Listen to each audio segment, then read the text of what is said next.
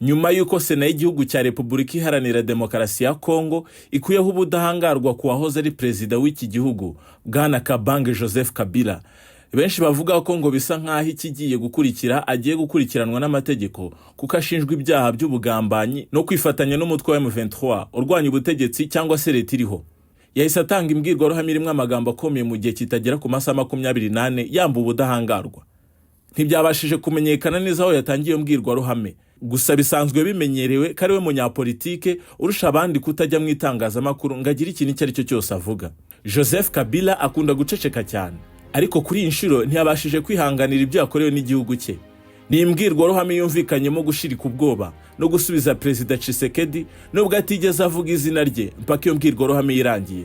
Rimwe mu ijambo ryagumye mu mitwe y'abantu mu byo yavuze byose naho yagize ati: nk'umusirikare niyemeje kurwanira igihugu cyanjye kugera ku gitambo cya nyuma ariko kugipfira.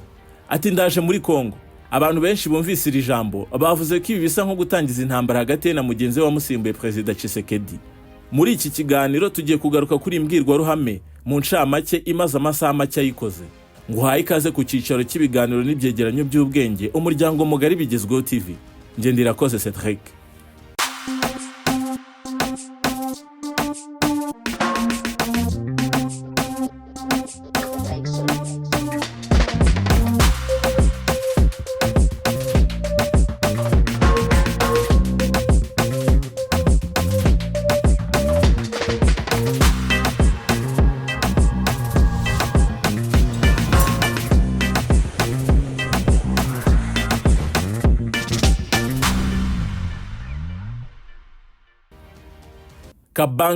KABILA yatangiye agira ati: Congolaises, Congolais, chers compatriotes, il y a 6 ans, je prenais congé de mes responsabilités en tant que président de la République, chef de l'État.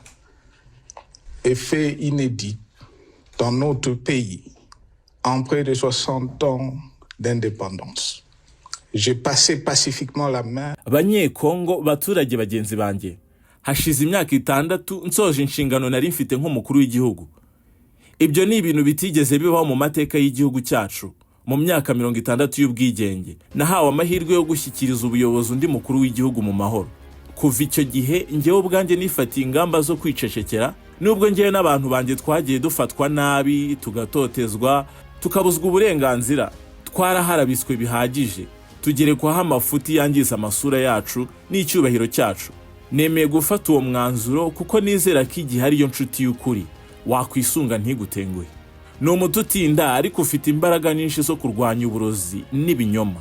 Nahisemo guceceka rwose kubera ko iyo nkora ibitandukanye n'ibyo nari kuba ninjiye mu gakino k'abashaka kuyobya abaturage bacu kugira ngo batamenye ukuri kuko udashobora kwabo kurimo kugaragara mu gukemura ibibazo n'ibyifuzo by'abaturage b'igihugu cyacu. Igihe nk'uko ari cyo kigena ibintu byose, ubu nahisemo guhindura umwanzuro wanjye mfata icyemezo cyo kuvuga kubera ko ikibazo kitwugarije gikomeye cyane. Ni ikibazo kireba buri muntu kuko ari ikibazo cy'ubuzima bw'igihugu. Ntabwo ari inyungu z'umuryango mvukamo cyangwa se wa politiki. Sino ku nyungu zanjye bwite, ahubwo ni inyungu z'igihugu cyacu muri rusange. Repubulika Iharanira Demokarasi ya Kongo n'ahazaza hayo. Ibiyo nkomeza kubirebera ncecetse, ntabwo amateka ari kunyorohera kuko nanjye ubwanjye nari kwishinja gukomeza kurebera abaturage abavandimwe dusangiye igihugu barenga miliyoni 100 bose bakomeza kurengana. Ni muri ubwo buryo ngiye kubasangiza ibitekerezo mu rwego rwo kurebera hamwe umuti w'ibibazo byugarije igihugu cyacu. Igihugu twarazwe n'abakurambere bacu kubera ko kirembye bikabije ndetse ubuzima bwacyo buri mu kaga gakomeye. Nta muntu uzi neza ibindi kuvuga kubarusha kubera ko mubibabariramo buri munsi.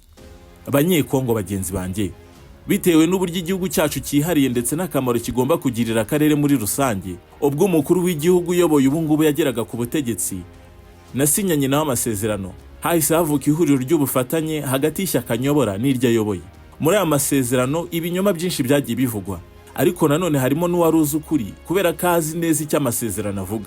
Mu gihe tugitegereje igihe cyiza ukuri kuzajya ku karubanda, ndagira ngo munyemerere uyu munsi mvuga ko aya masezerano nayemeye kubwo gushyira imbere inyungu rusange z'igihugu.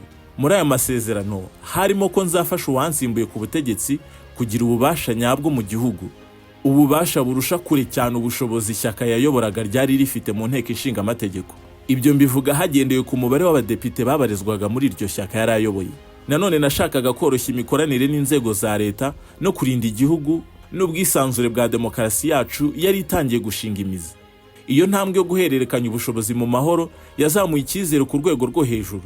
Igihamya ku byo mvuga nuko mu kwezi kwa mbere kwa 2019 igihugu cyacu cyari mu bihugu bimeze neza cyane ugereranyije n'igihe najyaga ku butegetsi mu 2001.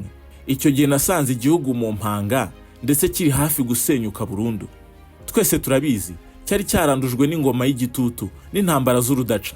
Cyari igihugu kidafite inzego zihamye, cyari cyarasenyutse rwose n'abaturage bari bamaze gucikamo ibice. Nyuma y'ibyo byose nakoze akazi katoroshye ko gusubiza igihugu ku murongo mwiza. Hanyuma ku itariki ya 24 z'ukwezi kwa mbere mu mwaka wa 2019 nsigira umurage mwiza wansimbuye. Nimurebe namwe namusigiye igihugu cyuzuye ubumwe, gifite amahoro rwose mu buryo bwose kandi bushimishije. N'imbibi zacyo zari zimeze neza nk'izo cyari gifite ku itariki 30 z'ukwezi kwa gatandatu mu 1960. Twari dufite igihugu cyubatse neza, gifite ubumwe kandi cyishimiye ubwuzuzanye bwacyo. Igihugu cyacu cyari gifite leta ifite itegeko nshinga rigezweho n'inzego zikora mu buryo buhamye. Ubukungu bwacu bwari bufite imbaraga kandi bwari bwaramaze gukurwaho umutwaro w'umwenda bwari bufite mbere y'uko njya ku buyobozi. Igisirikare cy'igihugu cyari kimaze kugira ireme, ubunyamwuga bwari bwose ku buryo cyashoboraga kurinda ubusugire bw'igihugu. Demokarasi yagendaga ikura cyane ku muvuduko wo hejuru. Ibi byanyuze no mu matora ya gatatu yakozwe n'igihugu bwacyo. Binteye intimba n'agahinda kenshi kubona ibyo byose twakoze dukorera igihugu bisenywa n'uwo twabisigiye ngo abirinde. Ubu igihugu cyacu kimeze nabi cyane ku rwego tutigeze tugeraho mu mateka y'abanyekongo ku buryo bubabaje. Ni akababaro kenshi cyane ku baturage bacyo. Ubu kirasekwa ndetse kikanyegwa n'amahanga kubera ko ubuyobozi buriho budashishoza ngo haboneke icyizere cy'impinduka. Uku kwangirika k'ubuzima bw'igihugu cyacu bushingiye ku ikoreshwa nabi ry'ububasha. Ubuyobozi bushya bwatangiye gusuzugura itegeko nshinga ku mugaragaro ndetse no kuburabuza ubusugire bwacyo. Ibi bikorwa hagamijwe kwigarurira ubutegetsi bw'igihugu cyose ndetse no kubushyira mu maboko y'umuntu umwe, nyamara ibyo bikarenga ku masezerano yari asanzwe ahari. Icyaha cya mbere cyabaye nkana ni ukubangamira itegeko nshinga ubwo Perezida wa Repubulika yahinduraga urukiko rushinzwe itegeko nshinga. Kwirengagiza iryo tegeko rigenga ubutegetsi ribereye umusingi w'igihugu kigendera ku mategeko ku nyungu za politike gusa byabaye ikimenyetso kiranga imiyoborere y'igihugu cyacu. Mu kwezi kwa 12 2020 habaye kudeta ishingiye ku mategeko ubwo hahirikwaga ku mugaragaro ubwiganze bwa politike mu nteko nshinga amategeko. Nyamara murabizi neza ko ubwo bwiganze bwari bwaratanzwe ku mugaragaro n'abene igihugu nk'uburenganzira bwabo bw'ingenzi. Ntabwo byagarukiye aho gusa, nyuma yaho kandi hashyizweho mu buryo butemewe abagize komisiyo y'igihugu ishinzwe amatora. Mu kwezi kwa 12 kandi 2023 ikinamico y'amatora yateguwe mu buryo bunyuranyije n'amategeko agenga amatora n'amahame mpuzamahanga. Nyuma y'ibyo byose nta kindi kiba gisigaye uretse uburiganya bukabije ndetse no kubangamirwa kw'inzego z'abaziyoboye. Ingaruka z'iyo miyoborere idafite umurongo ni mbi cyane. Igihugu cyacu cyahindutse ahantu hatagendera ku mategeko. Repubulika yarahindutse rwose ku buryo bugaragara kuko yabaye y'umuntu umwe wahisemo gusimbuza ubushake bwe bwite itegeko nshinga n'andi mategeko. Mu cyimbo cyo gushyira imbere amategeko n'inzego zujuje ibisabwa, amacenga ya politike, ibinyoma, ukwikunda, ivangura n'itesha agaciro, tutibagiwe na populisme nibyo byagizwe umurongo wa leta. Abaturage bacu gushyira imbere amoko, inkomoko, guhakata abandi no kuzambya imibanire hagati y'amoko y'abanyekongo, akarengane, urwango n'ibindi nibyo byakururiye abanyekongo kwisanga mu macakubiri ndetse binasenyera rimwe ubumwe bw'igihugu. Ibi byose ni ukubera ubusambo bw'abari ku butegetsi no kutubahiriza ijambo bavuze. Ikirenze ibyo nuko amagambo ashingiye ku moko yagarutse mu buryo bukabije, aho usanga amagambo yakoreshwaga mu myaka yashize yari atagikoreshwa ubu yongeye gukoreshwa. Abari ku butegetsi babitera inkunga.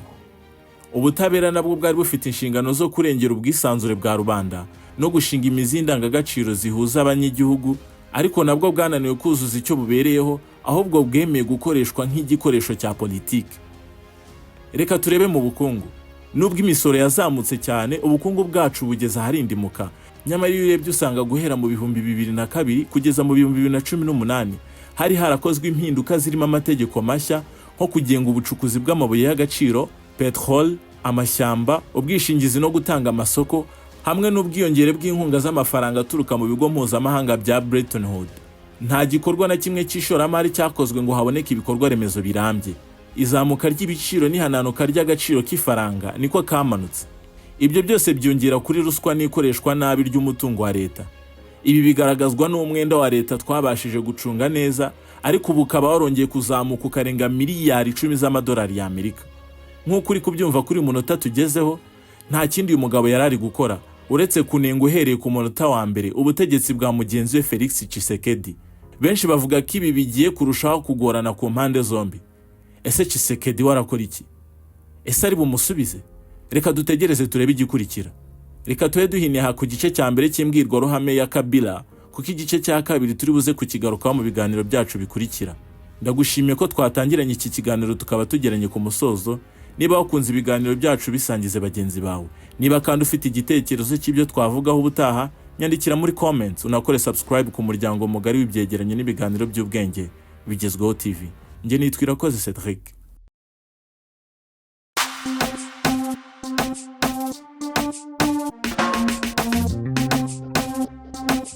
Thanks.